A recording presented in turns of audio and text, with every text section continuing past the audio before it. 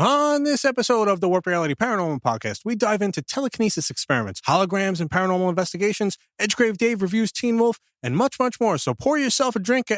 Well, I mean, not if you're driving, because that's not cool. Anyway, let's go. Do aliens exist, and are they among us? Are weird creatures lurking in the darkness? Do evil entities hide in the shadows of your bedroom while you sleep? Join us as we explore all this and more on the Warped Reality Podcast. Oh, what's happening, everybody? I have an awesome show for you guys tonight. I know I say that all the time, but, you know, we're here to do some awesome content. So why wouldn't it be an awesome show, right? So last week's episode, I talked with Ken Bartholomew, who's a holographic healer and a practitioner of telekinesis. If you haven't checked out our YouTube, I encourage you to do so. The links are always in the show notes every week. Please go there and subscribe. You'll see his whole interview with a demonstration of his telekinetic abilities. Awesome, awesome stuff. You could also check it out at the Get Haunted USA Facebook page as well. Very, very cool. He gives a demonstration, and mind you, it wasn't too long because I was on Zoom, and Zoom kind of sucks, man, because every time I was talking, it would go to each person that's talking. But when the both of us weren't talking and he was doing his thing, for some reason, Zoom was focused on me and I couldn't get it focused on him. So ridiculous, right? I was kind of upset about that, but you see enough of it to want to see more. And if you want to see more of what he can do, check out all of his show notes in last week's episode. So definitely do that. So we touched a little bit on telekinesis in the beginning of that episode, but I'm going to go into a little bit more detail right now. So as you know, telekinesis, the ability to move objects with the mind, it's fascinated scientists and paranormal researchers for decades. While there's no definitive proof that telekinesis is real, check last week's episode, there have been several famous experiments and cases that have intrigued believers and skeptics alike. The Nina Kolinga experiments is about a Russian woman named Nina Kolinga was said to have demonstrated telekinetic abilities in the 1960s. Soviet scientists reportedly studied her, claiming she could move objects without touching them. Then you have the PEER studies, or the PAIR studies, I guess you would say. The PAIR studies, which stands for Princeton Engineering Anomalies Research. It was conducted at Princeton University, guys. Princeton University. These experiments explored whether human consciousness could influence physical systems, including random number generators. Then you have the Uri Geller phenomenon. Uri Geller, a famous psychic, claimed to have telekinetic abilities, including bending spoons with his mind. His demonstrations were met with both fascination and skepticism. Then you have the Stanford Research Institute experiments. In the 1970s, researchers at Stanford studied individuals who claimed to have psychic abilities, including telekinesis, as part of a government-funded investigations into paranormal phenomenon. Then, of course, and we've talked about this one before, but super, super interesting, the Philip experiment. It was a Canadian study in the 1970s, and it attempted to create a fictional ghost through collective belief. While not strictly telekinesis, participants reported unexplained movements of objects during seances of a made-up ghost, guys. So that's pretty crazy. Let's talk a little bit about the Stanford Research Institute study of it. So in the 1970s, the Stanford Research Institute conducted experiments on psychic phenomena, including telekinesis, under government-funded programs, as I said. The research primarily focused on remote viewing, the ability to perceive distant locations without physical presence. Scientists like Russell Targ and Harold Puthoff led the studies, working with individuals who claimed to have psychic abilities. While telekinesis was not the main focus, the experiments explored whether human consciousness could influence physical objects or events. The results were controversial, with skeptics arguing that the findings lacked scientific rigor. Then you'll have the Princeton Engineering Anomalies Research Lab. Let's talk a little bit about that one. So the PAIR lab, was founded by Robert Jan at Princeton University, studied the effects of human consciousness on physical systems from 1979 to 2007. One of its key experiments involved random number generators, machines designed to produce unpredictable sequences.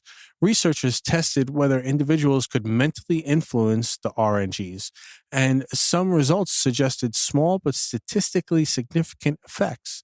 However, mainstream scientists criticized the methodology, arguing that the findings could be attributed to chance. The lab eventually closed, but its research remains a topic of debate in the field of consciousness studies. You can explore more details if you'd like. Again, show notes, check it out. So both studies contributed to the ongoing discussion about the potential influence of the mind on physical reality. And I mean, just the fact that these two places are so prestigious and they were looking into this kind of means something, doesn't it? So now let's imagine a world where holograms not only defy physical space, but allow us to interact with the beyond in ways previously thought impossible. This breakthrough in tactile 3D holograms might just be the next leap forward for paranormal investigations and experiences. By using flexible, elastic materials in their design, these holograms can be touched, grabbed, and poked without disrupting the projection. This could potentially allow investigators to simulate touch with entities or objects from another realm, creating a whole new dimension of immersive ghost hunting. For paranormal enthusiasts, such as technology could enhance seances, visualizing spectral presences in lifelike forms while interacting with them.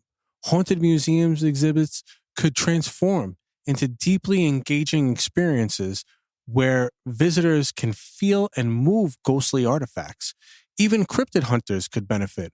Imagine analyzing 3D holographic evidence or recreating sightings in a way that's touchable. This innovation might also spark theories about the interaction between energy-based phenomena and holographic projections. Could this be a bridge to better understand and communicate with the supernatural? I guess we'll just have to wait and see what technology brings us, you know? So now let's talk about some ghost tools, right? Now we've all heard of EVP recorders and dowsing rods and, different things like that, ultraviolet cameras and all this sort of stuff, right? But let's talk about a few that you might not know about, right? But they're still kind of primitive in a way for some point of it. So let's talk about pendulums. Pendulums have long been a cherished tool in the realm of paranormal investigations, serving as an intriguing medium for uncovering hidden energies and connecting with spirits. This simple yet powerful device, often crafted from crystal or metal, swings on a chain or thread to provide answers and insights beyond our physical reality. For ghost hunters, pendulum sessions start with calibration, establishing distinct movements for yes, no, or neutral. By the way, I did this as a human pendulum thing when I went for the Mid-Orange Correctional Facility ghost investigation with the Get Haunted crew. So once calibrated, investigators pose focused questions to spirits, interpreting the pendulum's movements as direct responses. Beyond communication, pendulums can be used to detect energy hotspots, helping pinpoint areas where supernatural activity might be stirring. This tool's versatility shines when paired with other investigative devices like EVP sessions or ghost boxes, creating a more holistic approach to uncovering the paranormal.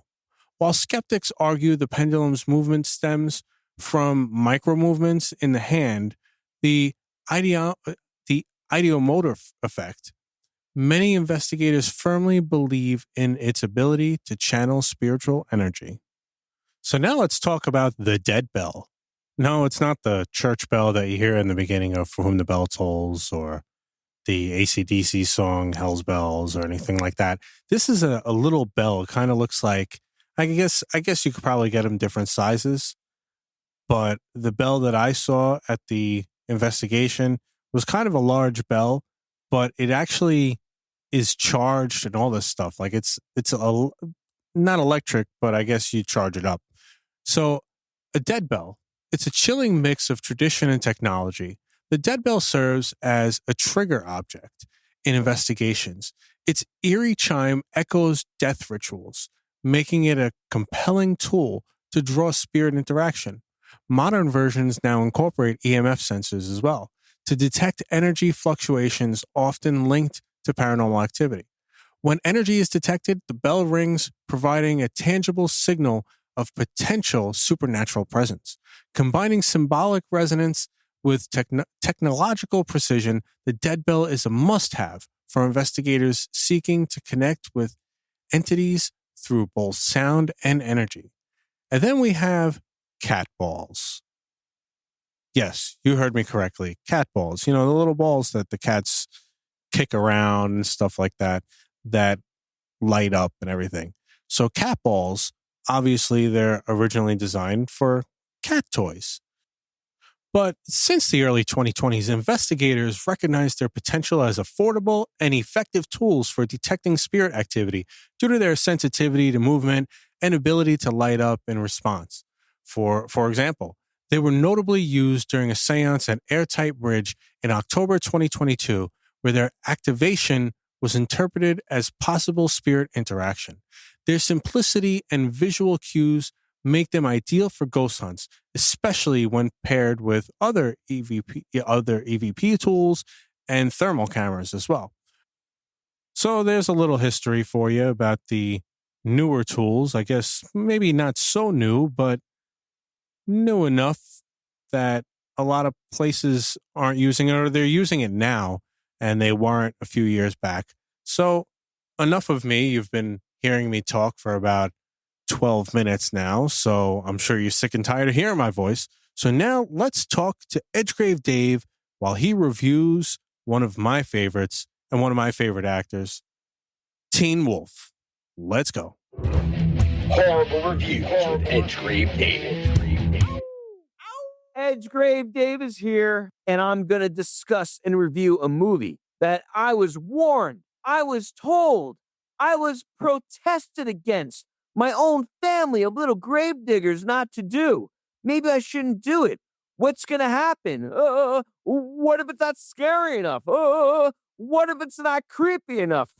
Well, I got news for you. Did you know that I am a nationally fully certified and endorsed horror finder? That's right. I can find horror in just about anything. As a matter of fact, I am a certified, endorsed National Horror Finder, INC.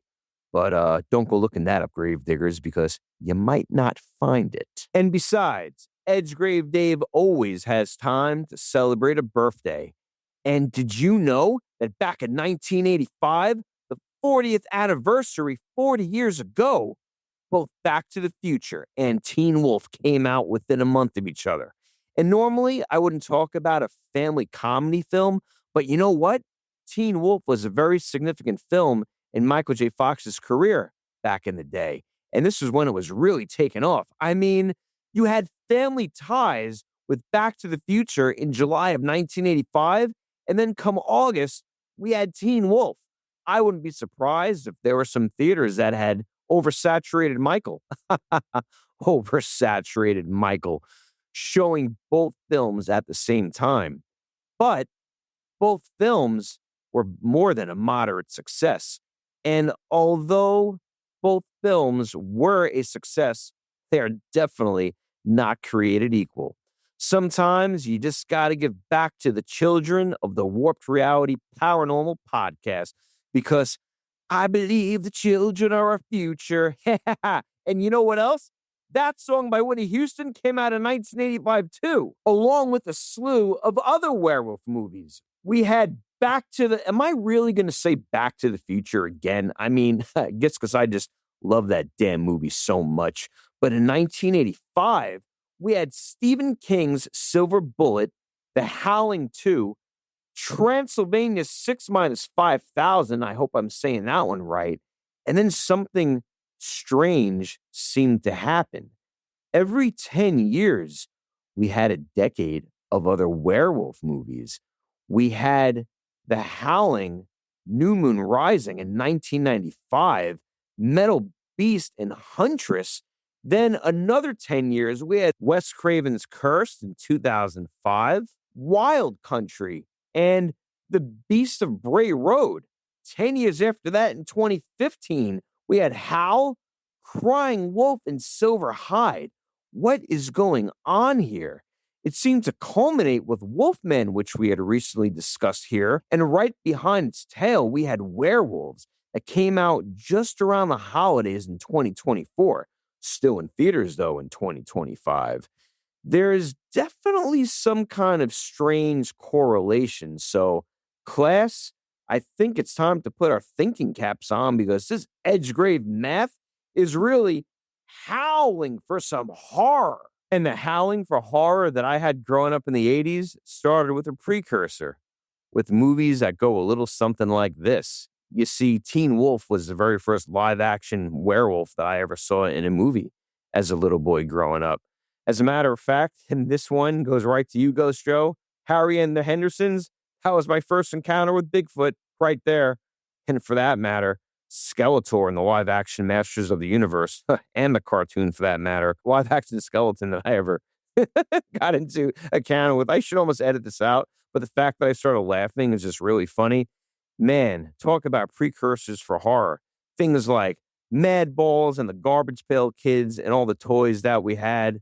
All these things would lead to the young adult horror individuals that we became and are now. So, Edgegrave warning, spoiler alert, let's get right into this. As kids and as teenagers, we've always had the conversation about the birds and the bees and how your body's going to go through changes.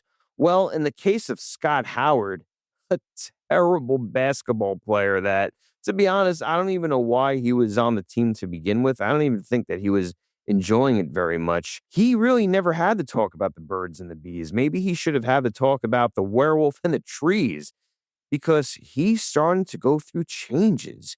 He's starting to notice that he's got a little bit of hair growing on his chest and in other places. He's starting to notice that he's starting to grow fangs.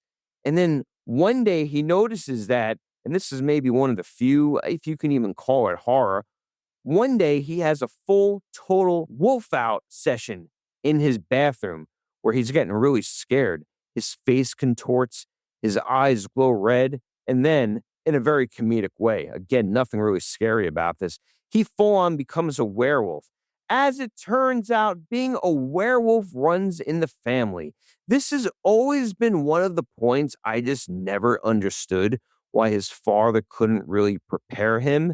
In a very strange comparison, in The Fly 2, Martin never knew that he was going to become a fly like his father. Oddly enough, in The Fly 2, Martin was played by Eric Stoltz, who was also cast as the original Martin McFly in Back to the Future before that role went to Michael J. Fox. And as a matter of fact, Michael J. Fox was in Family Ties with Justine Bateman, who's the older sister of Jason Bateman, who was Teen Wolf in Teen Wolf 2, the sequel in 1987. Oh man, I am Edgegrave Daving this one up with the facts. I digress. One of his best friends is a childhood friend named Boof. She grew up with him and she has a major crush on him. And he also has a friend named Styles. This guy reminds me of like every 80s really kind of funny side character that I can think of. He reminds me of like Animal House or maybe like Fast Times at Ridgemont High. He's just kind of like a dude. And the freaking t-shirts that this guy wears, shirts like, "What are you staring at, dick nose? Life sucks and then you die." Obnoxious the movie. Again, this was a PG movie in the 80s, and nothing about this really surprises me.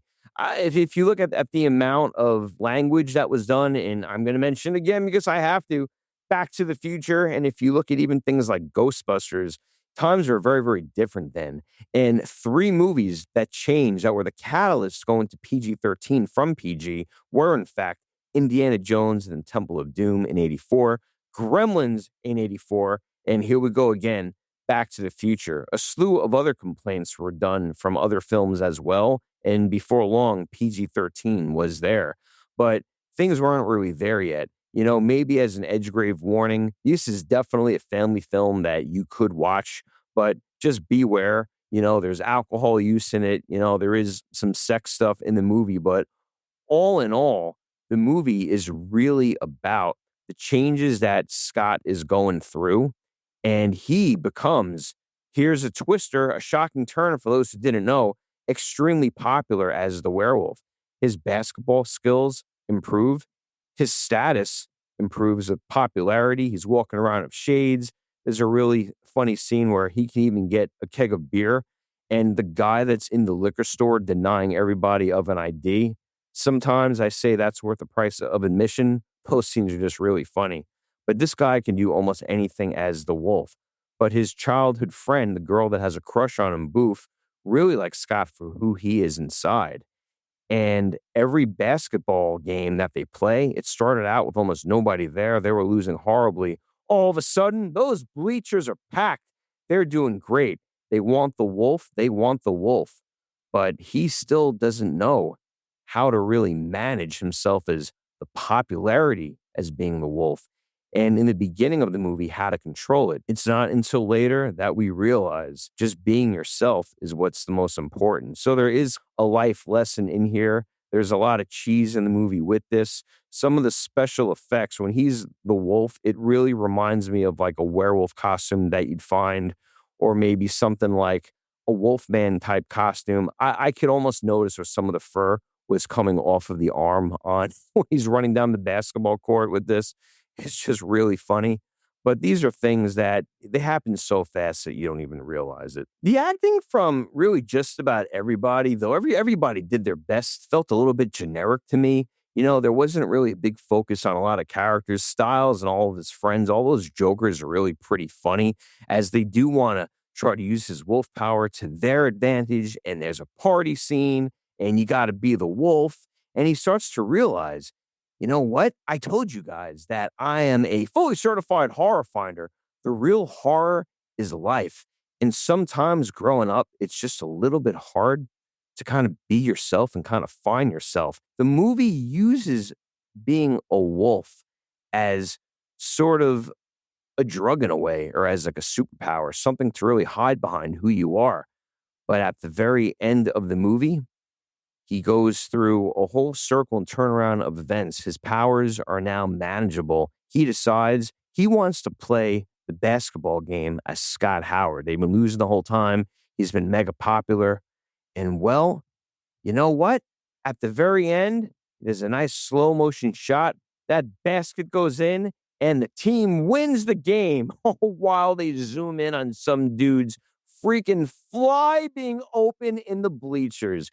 Don't believe me. Just either, if you don't watch this movie, Google it. It's absolutely hysterical. Special shout out to my boy Vinny for reminding me and pointing that out again when I watch this. But the type of movie that this really is, it's really very strange. And the strangeness really does work with the symmetry of this movie. But again, this is a family film, so I'm not like expecting any blood or guts or anything crazy like that. It's just that the movie, all in all, kind of disguises itself as a werewolf movie when it's really about a puberty and a sports movie, where instead of going through puberty as humans, you're using the wolf to teach people about who they're going to become as a young adult. And for that, I respect what it did, but I'm going to have to give this movie about a 2.5 out of 5 graves. Not that it's a bad movie. There's just so much like genericness in the film that I think that they could have built possibly a little bit more on the werewolf folklore department or the special effects department, or just giving us a little bit more. But you definitely would not have the success of this movie without Michael J. Fox. His star shone very, very bright on this one. And I also just have to mention, I did find out this film happened to be filmed on the very same street as Back to the Future. That's right. George McFly and Lorraine's house in that movie in 1955 was on the same street as Scott Howard's house. Isn't that nice? You have all these connections. So if you do happen to check this one out, enjoy it. I also did learn that there was a Teen Wolf dramedy type series that came out that did build upon some of the folklore. I am going to have to check this out. And it's still pretty recent, as this is 2025. After the series ended, there was a 2023 movie about that. So go ahead and enjoy. Back to you, Ghost Joe. Ow! So much for that awesome review, as usual, Edgegrave. Yeah, listen, you could review any Michael J. Fox movie, and it's totally cool with me. I don't care if it's horror or not. It's my podcast. I could do what I want. All right. Michael J. Fox is Michael J. Fox. He's awesome. He's our childhood. You could do any movie you want from Michael J. Fox. Horror, not horror, whatever. You know what I mean? So that's crazy though about the 10-year thing with the werewolves. That's very, very strange, actually. I never actually put that together. And that's a good find, buddy. That's a good find right there. So thank you again, Edgegrave. And how dare your family say that anything with Michael J. Fox is not good enough for this podcast. So, yeah. So now let's talk about something that actually my 11-year-old daughter brought this up to me. And for some reason I didn't know, but now I do. So, because I did some research. So, did you guys know that the movie Scream, of course, made by Wes Craven, 1996, that they've coming up with Scream 7 coming out soon? It's at this point like, all right, come on now. But anyway, the first one, monumental, loved it, loved that movie. The ending, super cool twist, great movie. Anyway, did you guys know that it was inspired by a true story? This is insane, right? So let me start this off for you right now. So the 1996 horror hit Scream stunned audiences with its masked killer Ghostface and clever twists. But behind the fiction lies chilling reality. Danny Rolling, the Gainesville Ripper, whose gruesome crimes in 1990 haunted a college town and inspired screenwriter Kevin Williamson. Rolling murder spree left 5 Florida students dead in just 4 days, mirroring themes of fear, suspense, and horror obsession that define the movie, right? So let's get into some of these parallels right now. So you got the terrified college towns, right? So Gainesville in 1990 was gripped by terror as students feared as an unknown killer was on the loose. Similarly, Scream's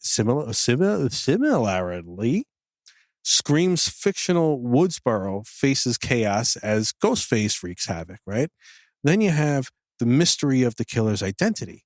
Gainesville police struggled to uncover Rolling's identity before his arrest, an eerie parallel to Scream, where Ghostface's identity is a shocking reveal at the end, right? Then you have posing victims. Rolling posed some of his victims in disturbing ways, heightening the horror and amplifying the fear within the community. In Scream, Ghostface's methodological, I can't talk tonight, and theatrical killings evoke similar spine-chilling dread. Then you have a killer's love for horror. Rolling's fascination with movies like The Exorcist 3, great movie, by the way. I actually just saw The Exorcist 3 not too long ago. That movie is great, man.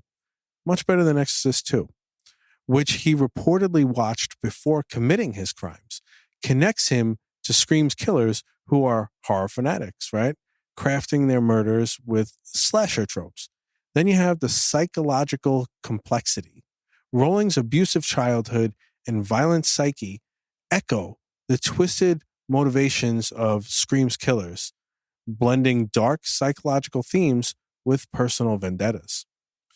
Inspired by a documentary on Rolling's spree, Williamson intertwined real-life horror with slasher elements to create Scream. Though the film takes creative liberties, it echoes of Rolling's spree, right?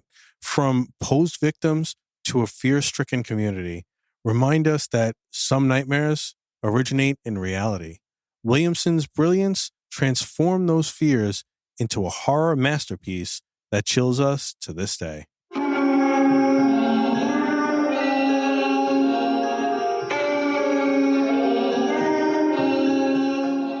Hey, Reddit.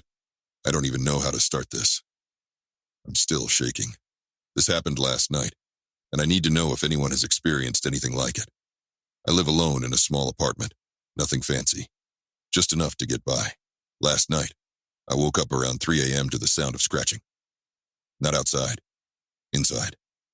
It was coming from my closet. I told myself it was just the wind or maybe a rat. But deep down, I knew better. I grabbed my phone, turned on the flashlight, and forced myself to check. The closet door creaked open, but there was nothing inside except my hanging clothes. I sighed in relief. But then, I saw it. In the reflection of my dresser mirror, something was standing behind me. Tall, gaunt, charcoal black skin. Its eyes, God, its eyes weren't eyes at all. Just deep, hollow pits. I swear to you, it was smiling. I turned around fast, but there was nothing there. I bolted out of my apartment and spent the night in my car, too scared to go back inside. But when I checked the mirror in my rear view, it was there again, watching me. This morning, I forced myself to go back inside.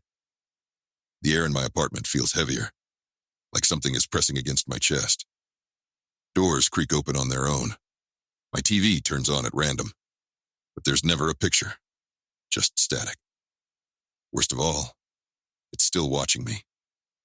I see it standing in doorways, reflected in windows, lurking in the corners of my vision, and every time I close my eyes, I feel it getting closer. Reddit, I need help. What do I do? Well, that Reddit was pretty freaking scary. So anyway, that's going to do it for me, everybody. I hope you enjoyed the show. Please check out all of our show links in the show notes as usual, as well as any guests and anything that I always put up there will always be in the show notes, as well as the Get Haunted Network links as well will always be in the show notes as well. So please check them out. Please check out our YouTube, TikTok, Instagram, and all that good stuff. Next week's episode will be my part 1 interview of Mark D'Antonio, who's an astronomer and is with MUFON as well. Very, very cool. He talks about a lot about UFOs and how he believes that UFOs maneuver in the sky. Super interesting stuff. You're definitely not going to want to miss that. And I have a lot more great things coming up for you guys. So please stay tuned.